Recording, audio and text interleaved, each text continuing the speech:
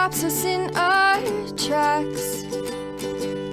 Bravely we prove in our striving, trudging together each day. Where there's a will, there's a way.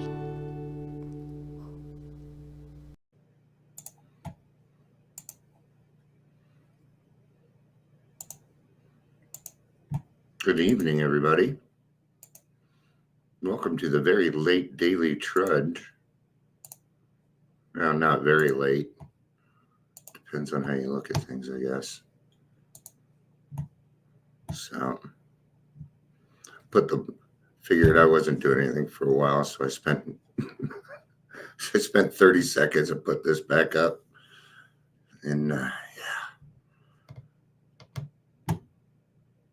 got up. Yay, the kids are cooking tonight. Hope you got Zofran. Just kidding. Oh, it's funny. My mom didn't do much of the cooking, but my brother and I got pretty good at I learned how to brown hamburger at a young age and stuff. But that's what it's like when you live in an alcoholic home. So, but my mom is very much sober and cooks now and stuff. So she's got 38, 39 years of sobriety. So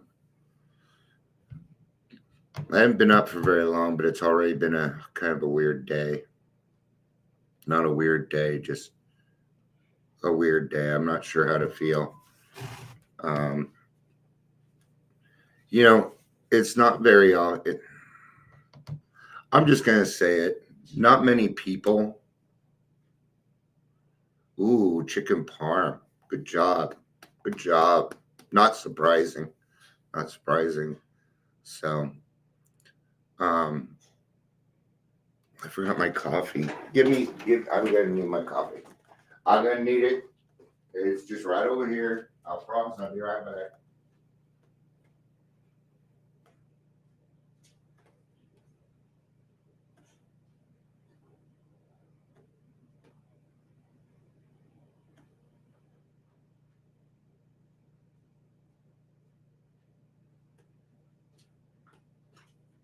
All right. So what I was saying is, it's just, welcome. We got some more people.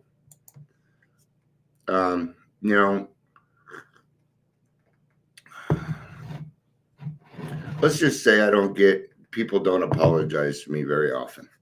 I'm just going to put it that way.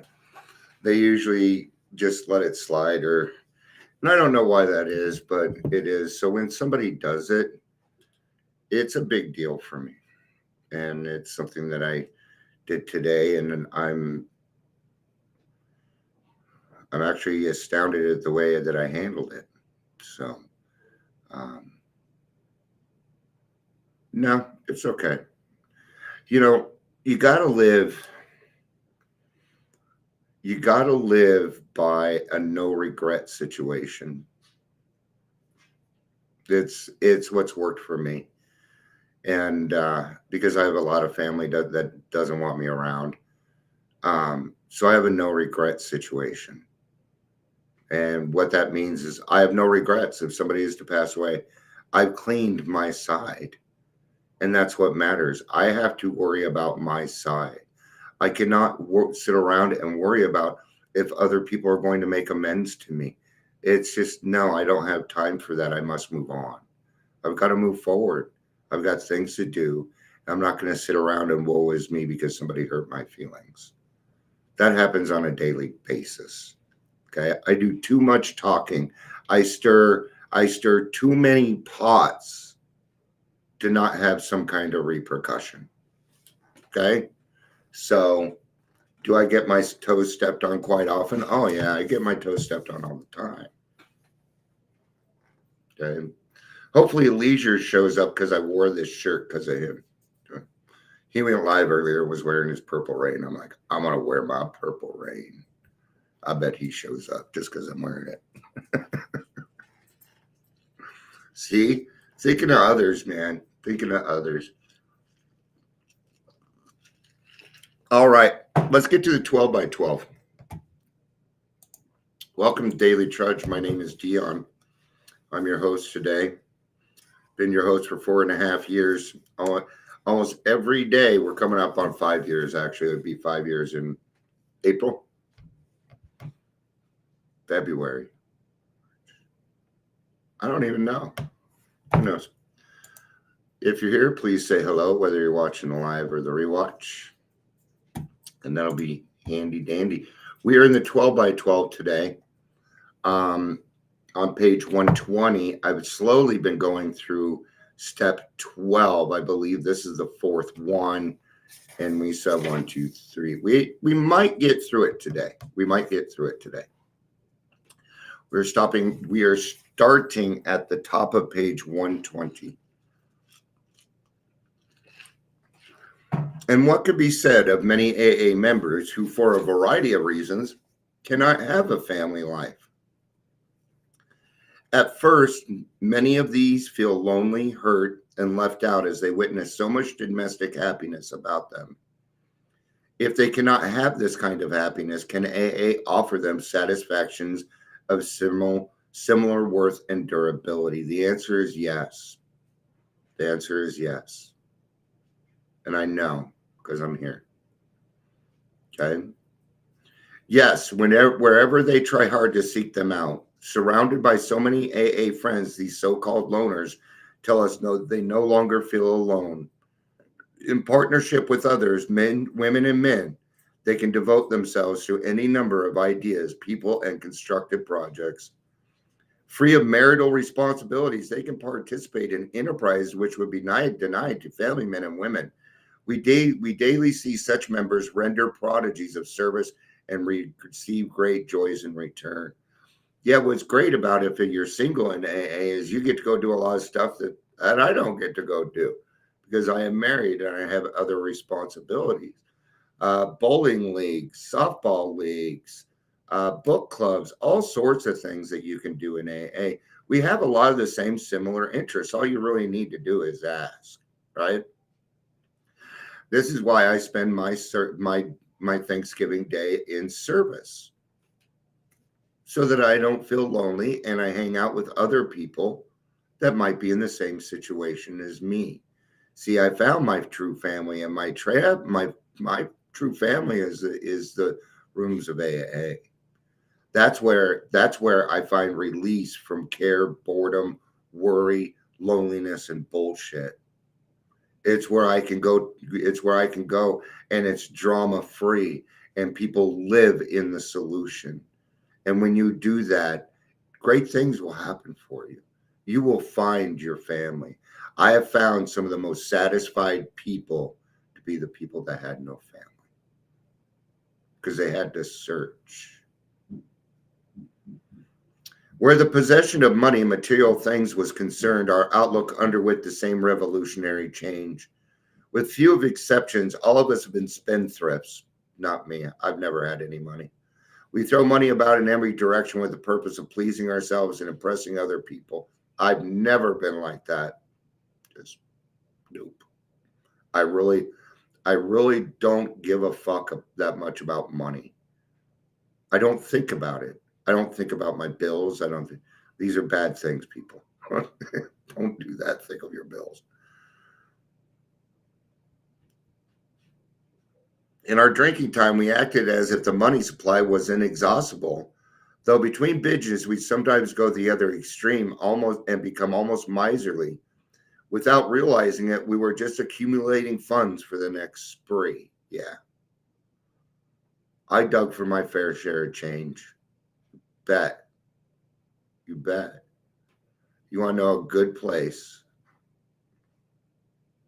A good place to find changes is in laundry rooms. Yeah, go look under the dryers. Probably a shit ton of change under there. Go open the back of a dryer in a laundry room. You'll get your booze money for the day. Don't do that. It's stealing. without realizing it, money was just a symbol of pleasure and self-importance. When our drinking had become much worse, money was the urgent requirement which could supply us with the next drink and the temporary comfort of oblivion it brought. Money is just the same thing for us. Lack of power, that was our dilemma. Whenever I get a good chunk of money, you know what I do? God, what do I do with this money? And then I let my wife handle it. She lets me make decisions of things. That's kind of her, but I don't make the best decisions. Upon entering AA, these attitudes were sharply reversed, often going much too far in the opposite direction. The spectacle of years of waste threw us into panic. There simply wouldn't be time, we thought, to rebuild our shattered fortunes. How could we ever take care of those awful debts, possess a decent home, educate the kids, and set something aside by for old age? Financial importance was no longer our principal aim. We now clamored for material security, which is something much different than being financial importance. Okay, material security. Oh, look at all the cars I got. Look at all the clothes that I have. The more stuff that I have, the more successful I feel. Is any of that stuff going to help you stay sober? No. Not that I know of. Even when we were well reestablished into our business, these terrible fears continued to haunt us. This made us misers and penny pinchers all over again. Complete financial security we must have, or else. We forgot that most alcoholics in AA have an earning power considerably above average. We forgot the immense goodwill of our brother AAs who were only too eager to help us to get better jobs when we deserved them. We forgot the actual potential financial insecurity of every human being in the world. And worst of all, we forgot God. There it is. Anytime you remove God from the situation, you're doomed. Let me rephrase that. Anytime I remove God from the situation, I am doomed. That way it'll make you feel better about it. Right? But it's true of all of us. If you are an alcoholic, if you remove God from the situation, you're done. Period. In money matters, we had faith only in ourselves and not too much of that. So see, even with money, we go to extremes, okay? Extremes is bad for us. It's bad for us. We are looking for balance in all things, including money. Do you really need to take that trip to Mexico? No. This all meant, of course, that we were still far off balance. Okay? Told you. When a job still looked like a mere means of getting money rather than an opportunity for service, when the acquisition of money for financial independence looked more important than the right dependence upon God, we were still the victims of unreasonable fears, and these were the fears which would make serene and useful existence at any financial level quite impossible. Money can't buy you peace. It can buy you lust. Can't buy you love. Money cannot buy you serenity. No. You could have enough money to buy an island you could go live on all by yourself, and you still would not find any serenity.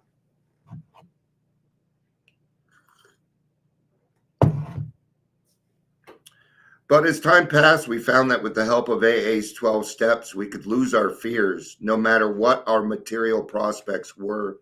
We could cheerfully perform humble labor without worrying about tomorrow. If our circumstances happened to be good, we no longer dreaded a change for the worse, for we had learned that these troubles could turn out to be great values. It did not matter too much what our material condition was, but it did matter what our spiritual condition was. Money gradually became our servant and not our master. It became a means of exchanging love and service with those about us. When, with God's help, we calmly accepted our lot, then we found we could live at peace with ourselves and show others who still suffer the same fears that they could get over them too. We found that freedom from fear was more important than freedom from want.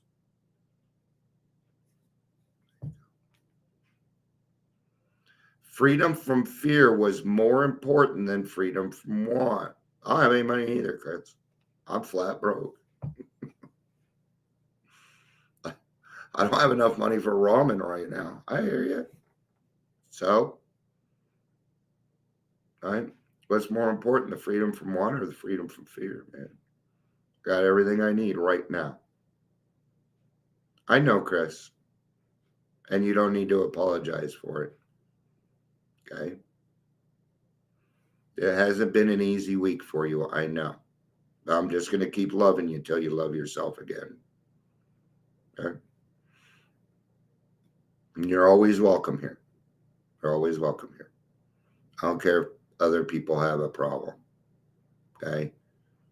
I'm gonna let other people know. Chris is in an assisted living, and he can't get out of bed and stuff.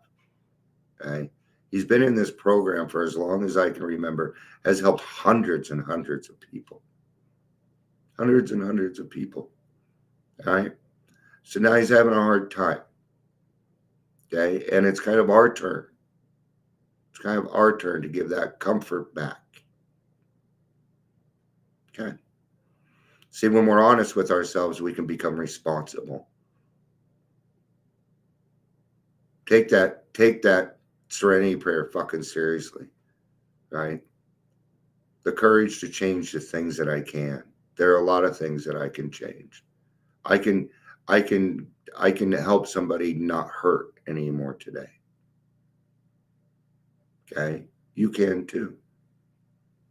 Just by listening, holding space. Tell people, hey, I'm holding space for you. It's all right, man. I'm not in any rush to get anywhere. You know? All right, let's keep going. Let's here take note of our improved outlook upon the problems of personal importance, power, ambition, and leadership. These were reefs upon which many of us became to shipwreck during our drinking careers. Practically every boy in the United States, practically every boy in the United States dreams of becoming our president. He wants to be his country's number one man. No, I never wanted this. I never wanted to be president. As he gets older, he sees the impossibility of this. He can smile good-naturedly at his childhood dream. In later life, he finds out the real happiness is not to be found in just trying to be the number one man or even the first rater in the heartbreaking struggle for money, romance, or self-importance. He learns that he can be content as long as he plays well whatever cards life deals him. He is still ambitious, but not absurdly so. So, because he can now see and actually accept actual reality, he is willing to stay right size. It's important to stay right size. Don't get too big for your britches. That's the saying. But not so with alcoholics. When AA was quite young, a number of eminent psychologists and doctors made an exhaustive study of a good-sized group of so-called problem drinkers. The doctors weren't trying to find out how different we were from one another. They sought to find whatever personality traits, if any, this group of alcoholics had in common. Now, I'm going to tell you something. We have so much more in common than we know. It's just that when we're drinking, we are not willing to admit these things. So therefore, we can't be around each other. But when two people become willing to accept these devastating weaknesses, then we can talk. Now we're on common ground. This is where we find out we're not alone in this whole thing. That other people have problems just like we do. They finally came up with a conclusion that shocked AA members of that time. It's not going to shock you now.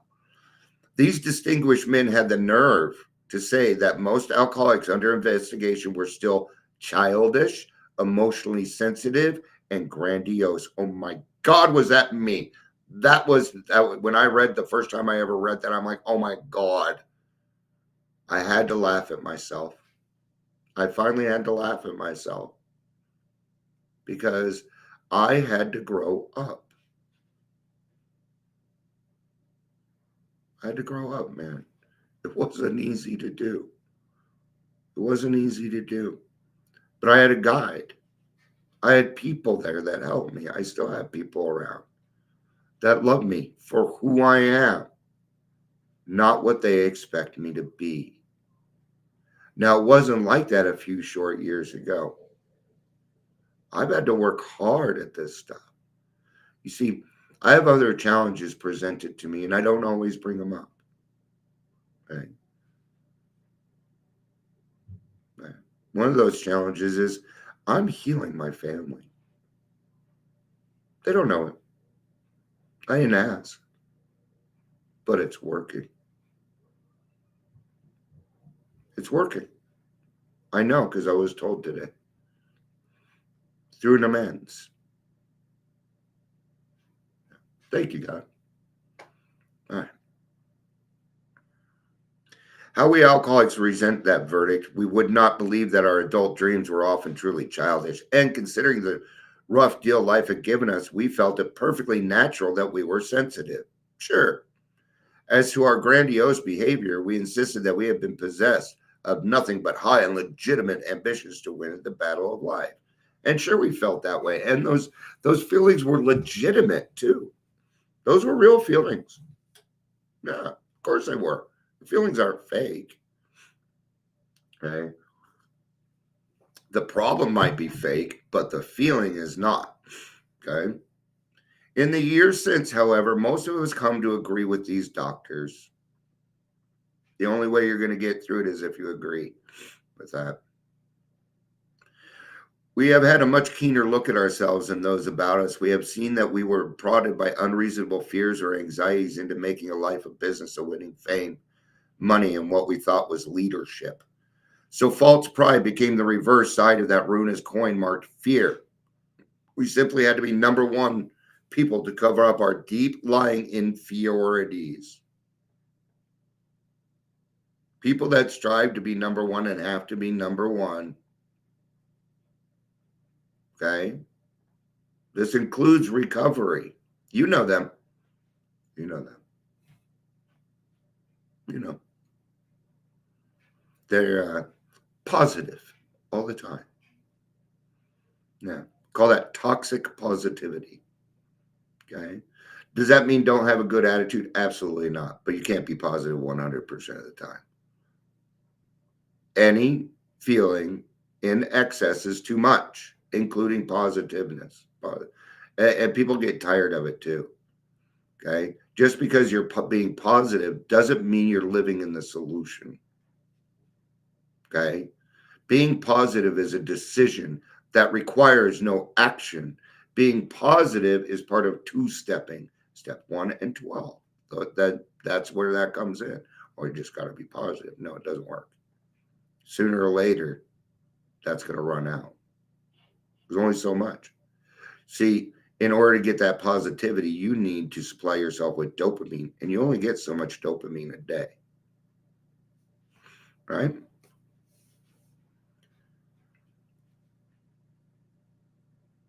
In fitful successes, we boast of greater feats to be done. In defeat, we were bitter. If we didn't have much of any world success, we became depressed and cowed. Then people said we were of the inferior type. But now we see ourselves as chips off the old same block. At heart, we have been abnormally fearful. It mattered little whether we had sat on the shore of life drinking ourselves into forgetfulness or had plunged in recklessly and willfully beyond our depth and ability. The result was the same. All of us had nearly perished in the sea of alcohol, and that's all that matters. See, the only thing that everybody really loses before they get here, and then really the only requirement is ourselves. It's the only thing that you need to lose in order to make it to Alcoholics Anonymous. And I lost myself. In fact, I never found myself. It wasn't until I got into AA and started being honest with myself that I actually found out who I was. And it turned out that I'm a pretty cool guy. It turns out that I'm a pretty astute father, that I'm a good husband, that I'm a really, really good son. That isn't what I was called all my life. I was called something much different. Does that mean I'm winning at the game of life? I don't know, but I know I feel better. I know I work better. I know I have better relationships. I know that I can love people appropriately now, which I find absolutely the best fucking thing in the world. I really do. Oh, thank you. Thank you. I love you too. But today in Well Matured AA, I don't know if I'm well matured.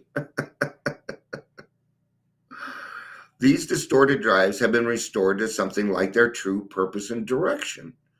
We no longer strive to dominate or rule those about us in order to gain self-importance. No, all we need to do is be ourselves. All we need to do is be a better person each day, right? And that'll happen. We no longer seek fame and honor in order to be praised. When by devoted service to family, friends, business, or community, we attract widespread affection and are sometimes singled out for our posts of greater responsibility and trust, we try to be humbly grateful and exert ourselves the more in the spirit of love and service. True leadership, we find, depends upon able example and not upon vain displays of power or glory. Okay. Now you know where I got our mantra from Trudging Together. Our mantra is leadership by example. Bam. Right there. That's where I stole it from. I don't have any original ideas. There are no more original ideas. Everything that I have is stolen or was freely given to me. So I freely give it away. Yeah. Oh, are you sure? We're coming to the good part. You have a good night. I love you. I gotta finish. There's only a page left. So we're probably gonna hit like 35, 40 maybe. And I don't blame anybody if they don't want to hang out. I really don't. I love you. And I will not take offense. So not many of us, still more wonderful. We do not be this. Still more wonderful is the feeling that we do not have to be specially distinguished among our fellows in order to be useful and profoundly happy. Not many of us can be leaders of prominence, nor do we wish to be. Service gladly rendered, obligations squarely met, troubles well accepted or solved with God's help. The knowledge that at home or in the world outside we are partners in a common effort, that the well understood fact that in God's sight, all human beings are important. The proof that love freely given surely brings a full return. The certainty that we are no longer isolated and alone in self-constructed prisons. The surety that we no longer be square pegs in round holes, but can fit and belong in God's scheme of things. These are the permanent and legitimate satisfactions of right living, for which no amount of pomp and circumstance, no heap of material possessions could possibly be substitutes. True ambition is not what we thought. True ambition is the deep desire to live usefully and walk humbly under the grace of God. There it is. These little studies in AA's 12 steps, I was wrong. It's not going to go on that long. Right? But that's it. That's what I have right there. True ambition is a deep desire to live usefully. Yeah, that's what I go for. I like being useful every day. Every freaking day. And I got to have a new success each day. These little studies of AA's 12 steps now come to a close. We have been considering so many problems that it may appear that AA consists mainly of racking dilemmas and troubleshooting. To a certain extent, that is true, but you'll get better at it. You'll get better at it. You will intuitively know how to handle situations which used to baffle you. I guarantee it. I'll guarantee it. I'll guarantee it. We would talk about problems because we are problem people who have found a way up and out and who wish to share our knowledge of that way with all who can use it. For it is only by accepting and solving our problems that we begin to get right with ourselves and the world about us, and with Him who presides over us all. Understanding is the key to right principles and attitudes, and right action is the key to good living. Therefore, the joy of good living is the theme of AA's 12 steps. With each passing day of our lives, may every one of us sense more deeply the inner meaning of AA's simple prayer: God, grant me the serenity to accept the things I cannot change, the courage to change the things I can, and the wisdom to know the difference. Yay, step 12, man. Right attitudes, right adjustments, being honest with yourself, applying all these principles into all these principles into your everyday living. So the theme of step 12 is the joy of living. How do we do that? Give it away. Give it away. Give it all away. Not materially, but have everything in you spiritually and just give it all away. It'll come back. Okay? It will come back in the amount of tenfold. Give it all away. Make yourself bankrupt again. That way you got to fill yourself back up the next day, right? With more love. So give it all away. It's the number one way I know. All right. Thanks for doing this with me. This was like 4. So it took us the week. So thank you everybody for doing this with me. I really, really appreciate it. I hope you have a great day. I'll probably go live again today. I got to play. I love you all. Peace out. And